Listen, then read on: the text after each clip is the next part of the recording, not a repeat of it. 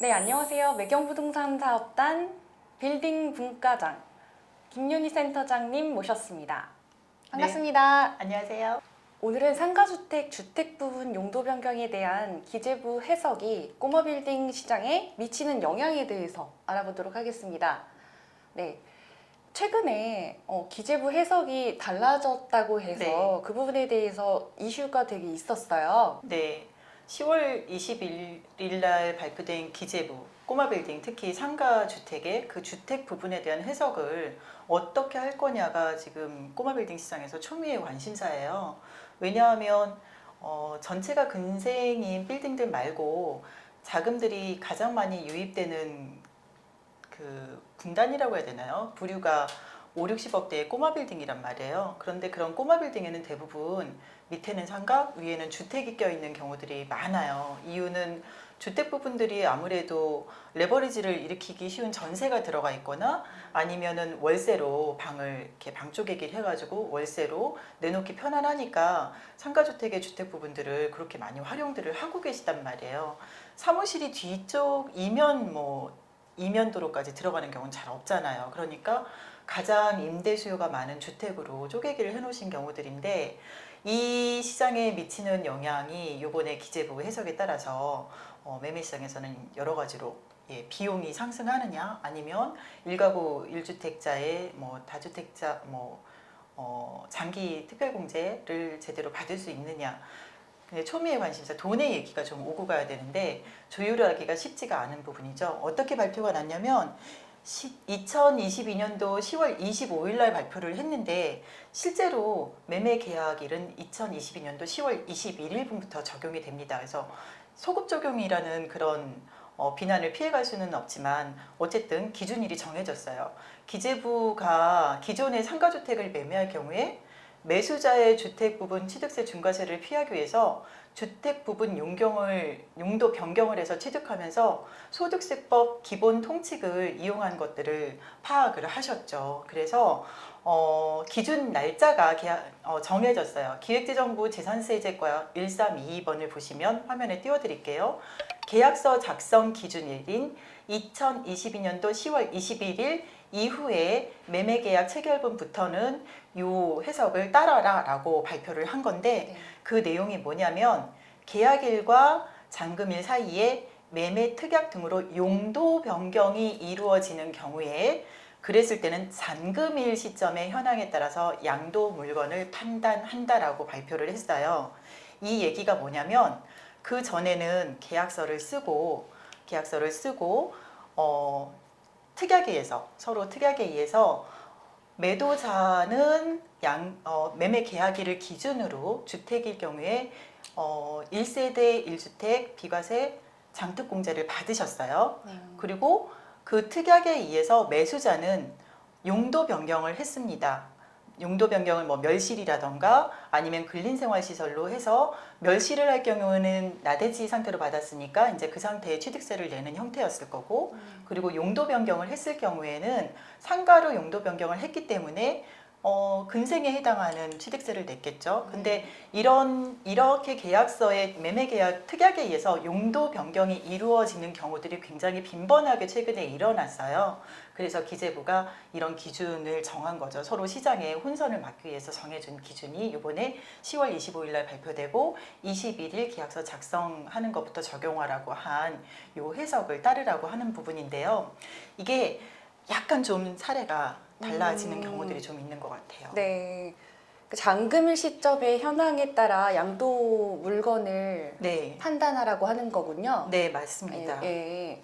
그럼 어떤 사례가 있는 건가요? 근데 이제 이거는 좀 이렇게 나눠서 생각을 해야 돼요. 그러니까 잔금 시점의 현황에 따라서 물건을 이게 주택인지 아니면 나대지인지 근린생활시설의 근생 건물인지를 판단을 하라고 했는데 이게 주택을 상가로 용도 변경한 경우 사례가 하나가 있을 거고요. 네. 원래 했던 대로 멸시를 해야 되는 경우 이렇게 두 가지로 좀 나눠서 따로따로 생각을 좀 해야 됩니다. 그래서 첫 번째 사례를 보여드리면 이거 한번 화면 봐주세요. 아, 그러면 용도 변경하는 경우, 네, 그리고 멸실하는 경우 달라요. 이렇게 예. 생각하면 되겠네요. 예, 그래서 사례를 두 개로 정확하게 나눠서 생각을 하셔야 되고요.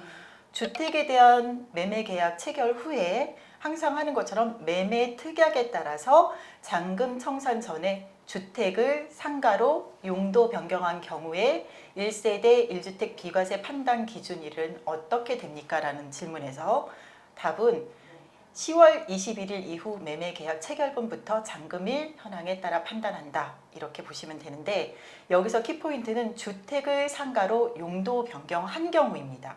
네. 멸실이나 이런 용어가 다 빠졌죠. 네. 주택을 상가로 용도 변경을 한 경우 상가주택의 일부겠죠. 네. 그러니까 밑에는 상가, 위에는 주택 부분이에요. 네. 그래서 일부를 용도 변경한 경우에는 잔금일 현재의 상황에 따라서 네. 그게 주택이냐 아니면 근생이냐를 보겠다라는 거고요. 네. 과거의 사례처럼 이제 사례 2를 보여드리면 네. 주택에 대한 매매 계약 체결 후에 매매 특약에 따라서 잔금 청산 전에 주택을 멸실한 경우 1세대 1주택 비과세 판단 기준일은 하고 네. 질문을 드렸을 때 네. 여기서 보시면 뭐예요? 뭐가 달라요? 용도 변경과 네. 그죠? 용도 변경이 아니라 멸실이죠. 네, 멸실인 거네요. 네, 그래서 주택을 완전히 멸실한 경우에는 그럴 때는 매매 계약일을 기준으로 예, 판단을 합니다. 네. 그런데 그러면 이게 매매 계약일 기준이면 그러면 과거의 사례들처럼 그럼 매수자는 어떻게 되나요? 그럼 매수자는 주택으로 사야 되나요? 그런 의문이 남잖아요. 네. 그런데 그거는 아니에요. 그러니까 이거 법령 해석을 보시면 이러한 사례들이 있습니다. 이거는 멸실한 경우와 용도 변경만 한 경우를 완전히 나눠서 용도 변경한 경우는 요번에 기재부 해석이 맞고 네. 멸실을 한 경우에는 지금 요 해석에 따라야 돼요. 소득세법 시행령 154조 1항에 따른 1세대 1주택 비과세 판정은 양도일 현재를 기준으로 하며 똑같아요. 과거랑 매매 계약 후 양도일 이전에 매매 특약에 의해서 1세대 1주택에 해당하는 주택을 멸실한 경우에는 매매 계약일 현재를 기준으로 매도를 하시는 분들은 네, 일가세 1세대 1주택 장특공제를 받으실 수가 있는 거죠. 그리고 매수자는 네. 현재 이제 멸실을 한 경우에는 요 세법의 적용을 예외 조항들을 다시 다 받으실 수가 있어요. 그래서 이게 뭐냐면 전체가 주택인 단독주택이거나 그리고 잔금 전까지 멸실이 가능한 상가주택은 멸실을 전제로 한 특약에 의한 용도 변경의 경우에 기존군하고 동일합니다. 그래서 멸실을 전제로 하면 계약서의 특약으로 매도자는 주택으로 파니까 1세대 1주택 장특공제를 받게 되는 거고요. 매수자는 나대지로 취득을 하니까 뭐 거기에 대한 취득세를 납부를 하겠죠. 조금 전에 설명했던 것처럼 그런데 상가주택 일부 용도 변경의 경우에는 기존에는 상가주택의 주택 부분을 앞에서 얘기했던 대로 용도 변경하고 뭐 이러면서 특약에 의해서 다 움직였는데 이제는 그거를 못한다. 예, 이게 좀 달라지는 거예요. 그렇게 되다 보면 아무래도 좀 여러 가지 문제가 발생할 것 같기는 한데 이거를 조금 전에 중개사 시장에서 네. 받아들여야 되는 그 관점들의 얘기가 나오기 시작을 했잖아요.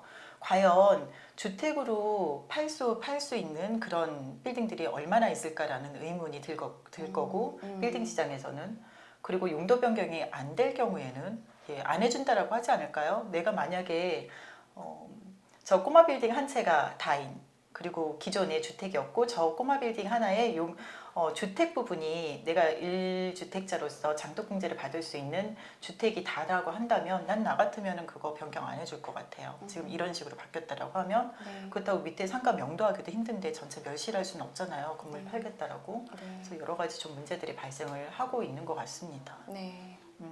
일단 주택이 들어가 있는 상태에서 팔게 되면 이제 중과세되는 부분도 있고 네. 뭐 그런 부분 때문에 주택이 낀 상태에서는 넘기기가 힘들다는 말씀이신 거죠? 네, 맞습니다.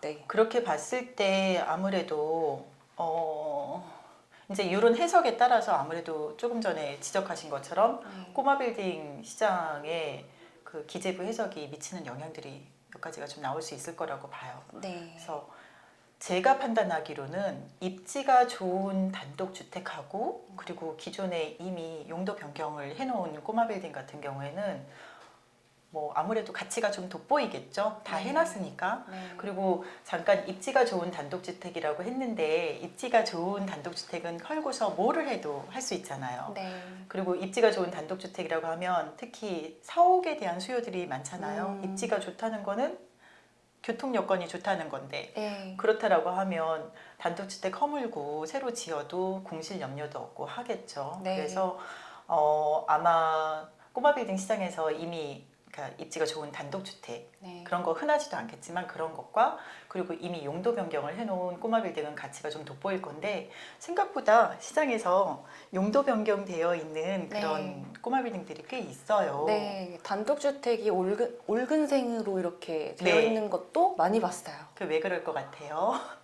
주택인데 막 올근생으로 바꿔놓으셨잖아요. 그러니까 발 빠르신 분들은 네. 이렇게 종부세 맞아요. 해서 그걸 이렇게 바꿔놓으시는 분들도 계시더라고요. 너무 잘 포인트예요. 예. 이게 20년도에 그 주택 부분에 워낙 폭등장이었잖아요. 주택 시장이 뭐 부동산 시장이 얼마나 좋았어요. 그리고 투기 붐이 일어나니까 규제가 들어가기 시작을 했는데 주택 가격을 잡겠다라고 내놓은 것 중에 하나가 종부세 중과세였잖아요. 네. 그게 20년도부터 시작을 했단 말이에요. 그런데 그게 꼬마 빌딩에도 이제 시장을 용도 변경을 하게 된 계기가 된 거죠. 종부세 고지서 21년도에 종부세 고지서를 받아본 다주택자들, 그 꼬마 빌딩을 소유하고 계신 다주택자들, 1주택자는 그렇게까지 심각한 영향은 없었지만 예. 보통 빌딩을 투자하시는 분들은 1가구 1주택은 다 거의 가지고 계세요. 그렇죠. 그리고 세컨드란 말이에요. 네. 그런데 그러면 다주택에 해당하잖아요. 그러면 다주택자들, 그 다음에 대부분 꼬마 빌딩은 또 법인이 매수를 합니다. 그럼 법인이 종부세, 중과세의 대상이잖아요. 네. 그러면 이러한 분들은 중과세를 받았기 때문에 21년도 종부세 중과세 고지서를 받아보시고 깜짝 놀랐어요. 네. 정말 깜짝 놀라서 이 일이 또 있으면 안 되니까 예. 예, 뭐 헌법소원 들어가서 그거 언제 나올지 모르는 거 마냥 기다릴 수 없어서 21년도에 종부세 고지서를 딱 받아보시고 예, 임차인들을 명도하기 시작했어요. 네. 전세를 다 월세 명도를 먼저 이제 울며 겨자 먹기로 명도를 다 해서 임차인들 주택 부분을 다 내보내고 그리고 그거를 용도 변경을 다 했습니다. 그래서 주택이 근린생활시설로 바뀌고 그러다 보니까 이제 사무실이나 철거를 하고 사무실이나 이런 걸로 바뀌었죠. 그래서 입지가 좋은 곳들의 꼬마 빌딩 특히 주택 부분들은 임차인들이 나가셨어야 되는 상황이 발생을 했고 전세였을 거 아니에요, 대부분. 네. 근데 그 전세를 사무실 월세로 바꾸고 나니까 오히려 현금 흐름은 좋아졌죠. 그래서 입지 좋은 꼬마 빌딩은 이미 21년도 종부세를 기점으로 해서 다 바꿨어요. 다 바꿨고 그래서 그 시점이 이제 종부세 기준일이 6월 1일이잖아요. 그래서 22년 5월 31일까지 그 작업을 다 마쳤습니다. 그래서 발 빠르신 분들은 이미 그 작업을 꽤 많이 네. 해놓은 상태예요. 네. 그래서 현금 흐름이 좋아졌다라고 말씀드렸잖아요. 네. 전세가 나가고 그거를 월세인 사무실로 바꿨는데 좋은 입지의 사무실들은 오히려 월세가 네. 올랐어요. 그렇죠. 예, 지난 2년 동안 올랐단 말이에요. 그래서 네. 현금 흐름은 오히려 좋아진 상황이 발생을 해서 네. 그 물건들이 시장에 지금 나올 거라고 기대들을 별로 안 하세요. 금리가 올라도 네. 이 월세로 커버가 될 수 있는 상황이니까 사실은 그 물건들은 지금 시장에 안 나오고 있죠. 그래서 미치는 영향이라고 하면 오히려 바꿔놓은 꼬마 빌딩들은 네. 그리고 주택들은 가치가 돋보일 것이다. 이게 첫 번째 이제 영향으로 보이고요. 두 번째는 좀 다른 관점으로 보는데 네. 어떤 분들은 뭐 이렇게 주택 부분이 껴있는 꼬마 빌딩을 팔려면 깎아줘야 되는 거 아니냐 뭐 이제 이렇게 말씀들을 하시는데 저는 약간 좀 생각이 다른 게 네. 매수 비용이 상승을 한다라고 봐요. 왜냐하면 매매가 상승 하락 요거랑 별개로 이제 이거는 비용의 개념으로 접근을 해야 될 것 같거든요. 네. 그러니까 그거랑은 별개로 상가주택의 주택 부분을 매입하기 위한 비용은 오히려 상승할 걸로 봅니다. 이유는 매매가는 하락을 하고 있어도 비용은 그거랑 달리 비율이 정해져 있는 거잖아요. 네. 비용 말씀 중에 제가 네. 비용은 어떤 게 있나요?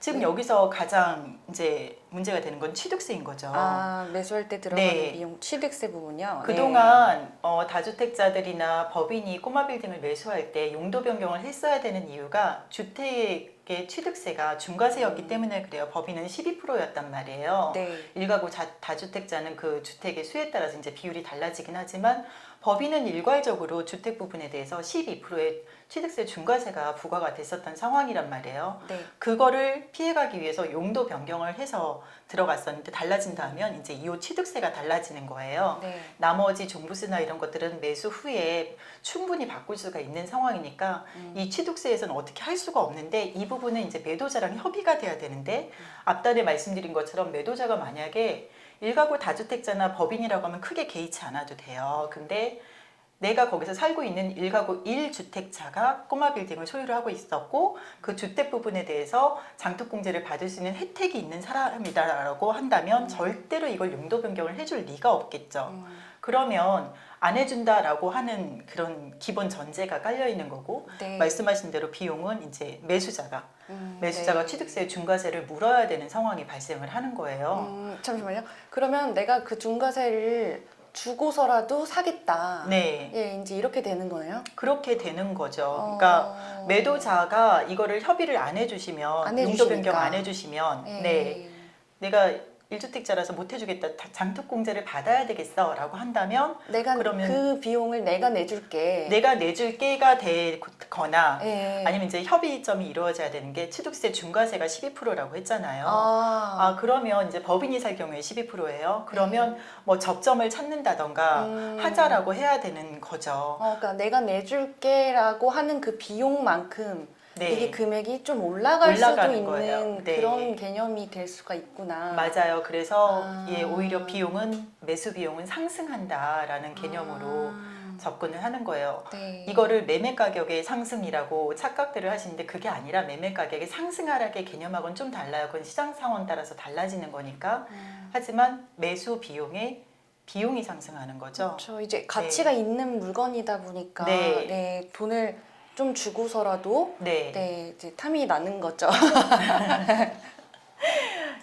이런 일들이 좀 발생을 하고 있고 네. 이거를 조율하는 거는 시장의 참여자로 있는 공인중개사 여러분들이 중간에서 조율을 네. 좀 잘 해주셔야 네, 돼요. 실제로 보는 일들이고 네, 실제로 이제 발생하고 있는 네, 일들입니다. 조율할 때 항상 이렇게 보는 일들이니까 네. 예, 흔하게 있는 일들이다 보니까 네. 네, 그렇네요. 그래서 제 생각은 일부 전문가들께서는 상가주택이 용도 변경해서 잔금을 치를 경우에 장특공제를 받는 1주택자들이 소유한 꼬마 빌딩은 지금처럼 매수자 우위에 시장에서는 가격을 내고해줘서 그래야지만 팔릴 거라는 의견이 있으시지만 저는 정말 좀 달라요. 예. 그 매매가 하락은 최근에 금리가 워낙 많이 변동되고 그리고 그 결과치에 따라서 지금 변하고 있는 것을 시장에 반영한 것 뿐이고요.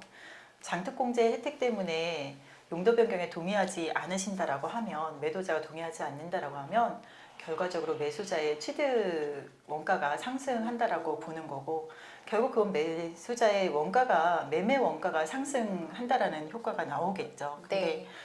오랜 경험을 봤을 때 주식하고 부동산은 좀 다른 것 같아요. 그러니까 주식은 상승과 하락폭이 굉장히 크지만 부동산은 하방 경직성이 굉장히 강합니다. 내가 얼마에 샀다라고 하면 그거를 들 수 있으면 손해보고 팔려는 의지는 없어요. 웬만해서는 정말 버티다가 정말 도저히 못 버티겠다 할 때 내려놓는 거라서 원가가 상승했다라는 부분은 부동산 시장 가격에서 시장에서는 별로 좋은 영향은 아닌 것 같아요.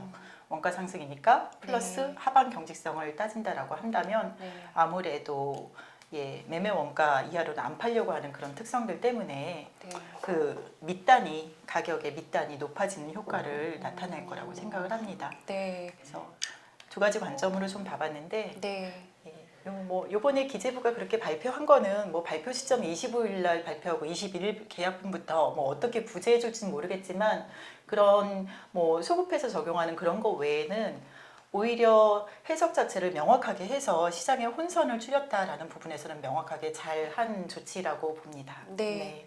제가 뭐 10억에 샀는데 특별한 어떤 이유가 있지 않는 이상은 뭐 10억 이하로는 절대 내려서 팔진 않을 것 같아요. 작년 몇 년 동안 특이한 상으로 영끌족들 많았잖아요. 네. 그거를 못 버티는 경우들에는 좀 얘기가 다른데 제가 아까 현금 흐름 말씀드렸잖아요. 네. 입지가 좋은 지역들은 그러니까 입지가 좋은 지역들은 뭔가를 변경하거나 할 때 굉장히 용이합니다. 그러니까 내가 컨셉을 바꿔야 되겠다라고 하면 굳이 많이 애쓰지 않아도 그 수요자가 많은 곳들의 입지 좋은 곳들은 컨셉을 바꿀 수가 있어요. 아까 보세요. 현금 흐름이 좋아졌죠. 전세를 내보내고 임차인들 내보내고 근린생활시설로 다 바꾸면서 사무실 수요가 워낙 많은 지역이다 보니까 임차인들을 월세로 다 바꾸면서 현금 흐름이 좋아졌잖아요. 네. 네. 그래서 영끌 하신 분들, 뭐 빌딩 시장은 원래 영끌하면 안 돼요. 빌딩은 주택하고는 좀 달라서 좀 어나더의 장인데 시장인데 빌딩 시장은 워낙 저금리 기조를 타고 투자의 일환으로서 거의 투기성으로도 빌딩도 많이 들어와 있기 때문에 생각보다 영끌하신 분들이 많이 있습니다. 그래서 지금 얘기했던 현금 흐름이 좋아지는 그리고 그래서 입지가 좋은 곳들이 아닌 곳들은 좀 나올 수도 있을 것 같아요. 못 네. 버텨서 네. 예, 못 버텨서 나올 수도 있을 것 같습니다. 네. 워낙 빌딩 전문가 선생님이시다 보니까 네. 시장에서 워낙 지금 질문들이 워낙 지금 저걸로 많이 들어와요. 그런데 네. 자꾸만 일부 용도 변경하는 거랑 네. 전체 멸시라는 거랑 혼동을 하셔서 네. 전체 멸시라는 거는 세법 통칙에 아직 나와 있습니다. 그거는 아직 살아 있고요. 네. 전체를 멸시라는 주택 경우에는 지금 가능해요. 네. 그리고 뭐 명도 당연히 상가주택이라도 너무 오래돼 갖고 재건축을 해야 되겠다. 그래서 명도를 해야 되겠어라고 하는 경우에는 뭐 상가주택도 명도하고 나대지로 멸시를 하면 되니까 그런 것들도 꽤 있기는 한데 계속 강조하는 것처럼 계속 강조하는 것처럼 좋은 입지여야지만 모든 것들이 다 가능하다는 거죠. 근데 네. 예, 용도 변경하고 그리고 멸실은 절대로 헷갈리시면 안 됩니다. 세법에 아직 살아 있어요. 멸실 부분에 대해서는. 네. 네, 헷갈릴 수 있는 부분 잘 네. 짚어주셨고요. 네. 네, 지금까지 매경부동산사업단의 빌딩분과장 김유리 센터장님 모시고 이야기 네. 나눠봤습니다. 감사합니다. 네, 감사합니다.